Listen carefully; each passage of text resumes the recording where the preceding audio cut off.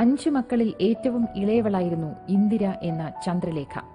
മകളെ ഒരു പാട്ടുകാരിയാക്കണമെന്ന ആഗ്രഹം അച്ഛൻ രാഘവനായിരുന്നു. ഏറെ കലാകാരന്മാരുള്ള ഒരു പ്രദേശമാണ് അടൂർ. കാവിലെ പാട്ടും ഭജനകളുമൊക്കെ ചന്ദ്രലേഖയ്ക്ക് സംഗീതത്തിന്റെ ആദ്യ പാഠങ്ങളായി.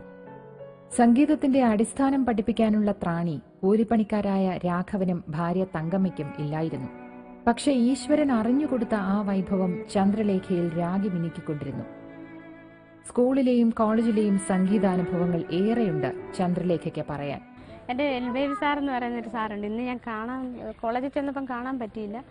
എൽബേബി സാറിന് എന്നോട് അന്ന് പറയുമായിരുന്നു. എൽബേബി സാർ മാത്രമല്ല, വേറെ കുറേ സാറുമാരും എന്നോട് പറഞ്ഞിട്ടുണ്ട് ഇതുപോലെ, എനിക്ക് ചന്ദ്രലേഖ കാസറ്റിലൊന്ന് റെക്കോർഡ് ചെയ്ത് തരണേ ഞങ്ങൾക്ക് പാട്ട് ആ സമയത്ത്.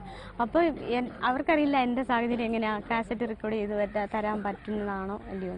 അപ്പോൾ അന്ന് ആ കാസറ്റ് റെക്കോർഡ് ചെയ്ത് കൊടുക്കാൻ എനിക്ക് പറ്റില്ലായിരുന്നു അന്ന്. പക്ഷേ ഇന്ന് ദൈവം തമ്പുരാൻ എനിക്കൊരു വഴി തന്നിട്ടുണ്ട് എന്ന് ഞാൻ തന്നിട്ടുണ്ട്. അപ്പോൾ അതിലൂടെ എനിക്ക് എൻ്റെ സാറുമാർക്ക് ആ കാസറ്റ് റെക്കോർഡ് ചെയ്ത് കൊടുക്കാൻ സാധിക്കും. 2007 രഘുനാഥുമായുള്ള വിവാഹശേഷം തികച്ചും ഒരു കുടുംബിനിയായി മാറിയിരുന്നു. ഭർത്താവും അമ്മയും സഹോദരനും അടങ്ങുന്ന കുടുംബം.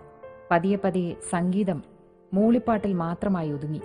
Raghunath LIC office, Pathanamthitta LIC ഓഫീസിൽ അസിസ്റ്റന്റ് ക്ലർക്ക്. അപ്പം അദ്ദേഹം എങ്ങനെയായിരുന്നു, കലാകാരനാണോ? തീർച്ചയായിട്ടും ഒരു കല ഉള്ളിലുണ്ട്, കലാവാസനയുണ്ട്.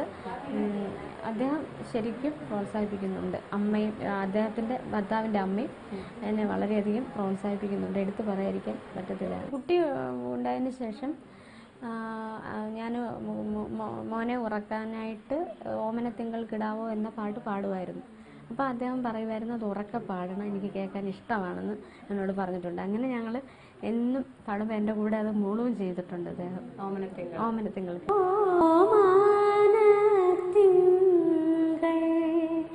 കിടാവോ നല്ല കോമള താമര പൂവോ പൂവിൽ നിറഞ്ഞ മധുവോ ഹരേ പൂർണ്ണേന്ദു തന്റെ നിലാവോ. പക്ഷെ വല്ലപ്പോഴും ഒരിക്കൽ വീട്ടിലെത്തിയാൽ കൂട്ടുകാരികൾക്കും അനിയത്തിമാർക്കും എല്ലാവർക്കും വേണ്ടി ഗായികയാകും ചന്ദ്രലേഖ. മനസ്സിലുണ്ട് എനിക്കൊരു കുട്ടിക്കാലത്തേ ഉള്ള ആഗ്രഹം തന്നെയാണ് ഒരു പാട്ട് പാടിയാൽ കൊള്ളാം, ഒരു കാസറ്റിനകത്ത് പാടിയാൽ കൊള്ളാം എന്നുള്ളത്. പക്ഷെ അത് പിന്നീട് എനിക്കിനി അങ്ങനെ ഒരു അവസരമില്ല. പിന്നെ നമ്മൾ അതിനകത്തോട്ട് ശ്രദ്ധിച്ചിട്ടും കാര്യമില്ല. അപ്പോൾ എൻ്റെ കുട്ടികൾ, ചേച്ചിയുടെയൊക്കെ മക്കൾ വീട്ടിൽ ചെല്ലുന്ന സമയത്ത് അവരിപ്പോഴും എനിക്ക് അവിടെ ചെല്ലുമ്പോൾ ടച്ച് വിടരുതെന്ന് കരുതി അവരിപ്പോഴും കാസറ്റൊക്കെ വെച്ച് എന്നെ പുതിയ പുതിയ പാട്ടുകൾ പാടി കേൾപ്പിക്കാറുണ്ട്. ഇതെല്ലാം ചേച്ചിയുടെ മക്കളാണ്. ഇവരൊക്കെയാണ് ശരിക്കും സപ്പോർട്ട്. ഇവരാണ് എനിക്ക് പാട്ട് റെക്കോർഡ് ചെയ്യാനുള്ള സൗകര്യങ്ങൾ ഒരുക്കി തരികയും, ഞാൻ ഹസ്ബൻഡിന്റെ വീട്ടിൽ നിന്ന് അവിടെ യാതൊരു ടച്ചില്ലാന്ന് നിൽക്കുമല്ലേ, എല്ലാവരും കൂടെ ഒരു പാട്ട് പാടാം, എല്ലാവരും ഒരു പാട്ട് പാടും, എല്ലാവരും കൂടെ ചേർന്നിട്ട് എല്ലാവർക്കും അറിയാവുന്ന നല്ലൊരു പാട്ട്. കണ്ണാം തുമ്പി പോരാമോ, എന്നോടിഷ്ടം കൂടാമോ, നിന്നെ കൂടാതില്ലല്ലോ ഇന്നെന്നുള്ളിൽ പൂക്കാലം, കളിയാടാമേ കിളിമരത്തണലോരം, കളിയാടാമേ കിളിമരത്തണലോരം. കണ്ണാം തുമ്പി പോരാമോ, എന്നോടിഷ്ടം കൂടാമോ, നിന്നെ കൂടാതില്ലല്ലോ ഇന്നെന്നുള്ളിൽ പൂക്കാലം. കോളേജ് ലൈഫിൽ ഏറ്റവും വലിയൊരു ഭാഗമാണ് ലേഡീസ് മാത്രമായിട്ട് ഞങ്ങൾ ഒരു ഭാഗത്ത് ഞങ്ങൾ കൂടുമായിരുന്നു. ഉച്ച സമയങ്ങളിൽ, അല്ലാത്ത ഒഴിവ് സമയങ്ങളിൽ, ഇടവേള സമയത്തൊക്കെ.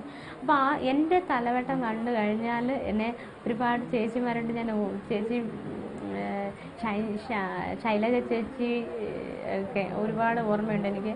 ചേച്ചി ചേരുമ്പോൾ എല്ലാവരും എല്ലാ ഡിപ്പാർട്ട്മെൻറ്റും ഒരു ഡിപ്പാർട്ട്മെൻറ്റ് മാത്രമല്ല, അതാണ് ആ ഞങ്ങൾ അന്ന് ഡിഗ്രി 3 ബാച്ച് ഞങ്ങൾ pre degree first year second year തൊട്ടേ എല്ലാ ഡിപ്പാർട്ട്മെൻറ്റിലും ഇന്നതൊന്നുമില്ല. അപ്പം എല്ലാ ഇപ്പം വെസ്റ്റേൺ സ്റ്റുഡൻസ് മാത്രമല്ല, എല്ലാ ഡിപ്പാർട്ട്മെൻറ്റിലെയും ചേച്ചിമാരും എൻ്റെ ഫ്രണ്ട്സും എല്ലാവരും ഇരുത്തി എന്നെ പാട്ട് പാടിപ്പിക്കുമായിരുന്നു. അങ്ങനെ ഒരു ഭയങ്കര അനുഭവം എനിക്കുണ്ടായിട്ടുണ്ട്.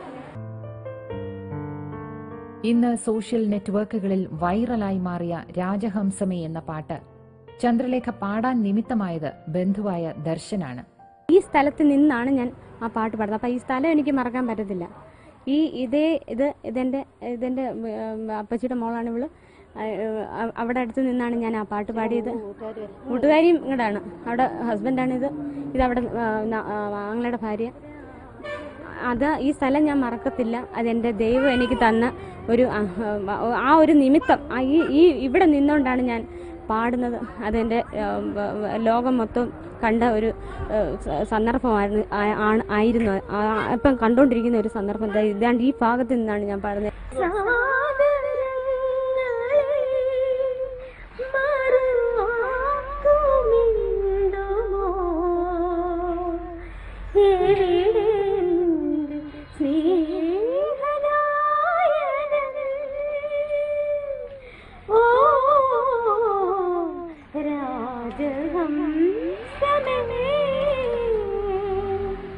എന്തായാലും ആ പാട്ട് പാടിയ വീട്ടമ്മ ഹിറ്റായി നാട്ടിലും വീട്ടിലും.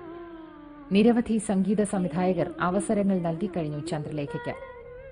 പുതുമുഖ സംഗീത സംവിധായകനായ ഡേവിഡ് ഷോൺ ശ്രേയ ഘോഷാലിനായി മാറ്റിവെച്ചിരുന്ന ഒരു പാട്ടാണ് ചന്ദ്രലേഖ ആദ്യമായി പാടിയത്. ഹരിഹരന്റെ ഒപ്പമുള്ള ആ ഗാനം ലവ് സ്റ്റോറി എന്ന സിനിമയിലാണ്.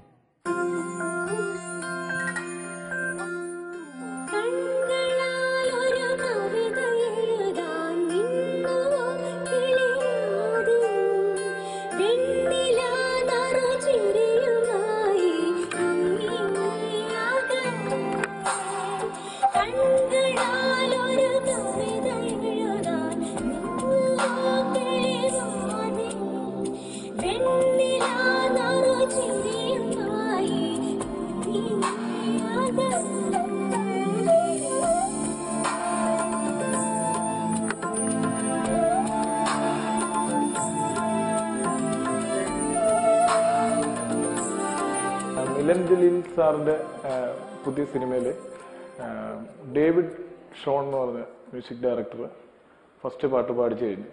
അതിന്റെ 4 വരി ഇപ്പോൾ യൂട്യൂബിൽ അതും ഹിറ്റായിക്കൊണ്ടിരിക്കുക. അപ്പോൾ അതുമായിട്ട് ബന്ധപ്പെട്ട് ത്യാഗരാജൻ സാർ ഇന്നലെ നേരിട്ട് വരികയും ഇവർക്ക് അതേ ഡയറക്ടറിന്റെ തന്നെ സിനിമയിൽ പാടാൻ അവസരം കൊടുത്തിരിക്കുന്നു. ഇന്ന് പത്രത്തിൽ ആണ് ഞാൻ കണ്ടത്. AR റഹ്മാനോ അല്ലെങ്കിൽ ഇളയരാജ സാറോ ആയിരിക്കും ഇതിന്റെ പിന്നെന്ന് പറഞ്ഞു. എന്തുകൊണ്ട് അതും കൂടെ കേട്ട് കഴിഞ്ഞപ്പോൾ അവര് വിശ്വസിക്കാൻ തന്നെ പറ്റുന്നില്ല. ശരിക്കും ഒരു സ്വപ്ന ലോകത്തിലാണ് സത്യം. കാര്യം ഞാൻ എന്നെ പോലെ യാതൊരു ബാക്ക് സപ്പോർട്ടും ഇല്ലാതെ ഇത്ര എനിക്ക് എൻ്റെ മലയാളം എന്നെ എൻ്റെ പ്രത്യേകിച്ച് മലയാളി സുഹൃത്തുക്കൾ എന്നെ സ്നേഹിക്കുന്നു എന്നറിയുന്നതിലും ഭയങ്കര എനിക്ക് സന്തോഷമാണ്. ദൈവത്തിൽ അതിലേറെ ഞാൻ കടപ്പെട്ടിരിക്കുന്നു.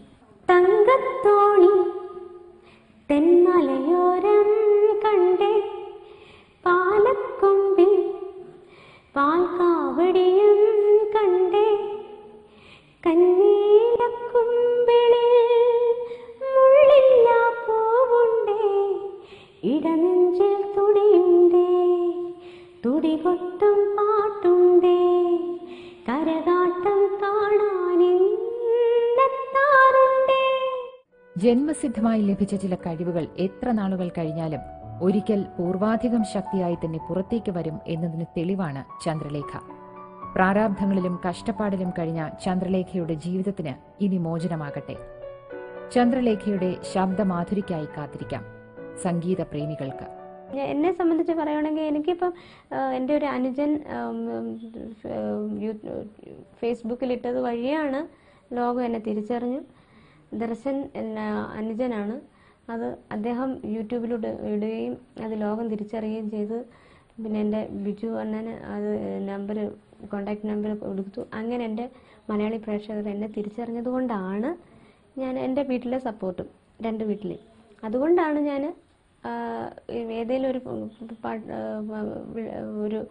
ഒരു കാസറ്റ് വർക്കിനോ എന്തിനേലും പോകാൻ തീരുമാനിച്ചിരിക്കുന്നത്.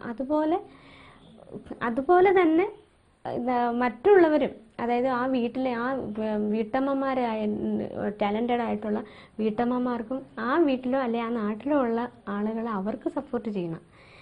അല്ലാതെ അവരെ സ്വയമായിട്ട് അവർ വരില്ല. കാര്യം അവർക്ക് തോന്നും, ഓ ഞങ്ങളിനി ഞാൻ എൻ്റെ അനുഭവമാണ്, എനിക്കിനി അങ്ങനെ ഒരു അവസരം ഉണ്ടാവില്ല എന്ന് തന്നെ കരുതിയിരുന്ന ആളാണ് ഞാൻ. അപ്പം എൻ്റെ അതേ ഫീലിങ്സ് ആയിരിക്കും അവർക്കും. അപ്പം അവരെ നമ്മൾ മുന്നോട്ട് കൊണ്ടുവരണം, അവരെ അറിയുന്നവർ മുന്നോട്ട് കൊണ്ടുവരണം. ചാരം മൂടിയ കനൽക്കട്ടയാണ് ചന്ദ്രലേഖ. ചന്ദ്രലേഖയുടെ ജീവിതം ഓരോ വീട്ടമ്മമാർക്കും ഒരു പ്രചോദനമാകട്ടെ എന്ന് കരുതാം.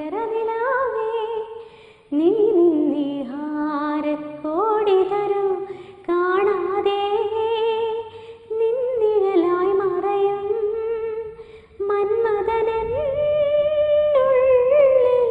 കൊടേറിയ ചന്ദ്രോത്സവമായി പാലപ്പൂവേ നിൻ തിരുമംഗ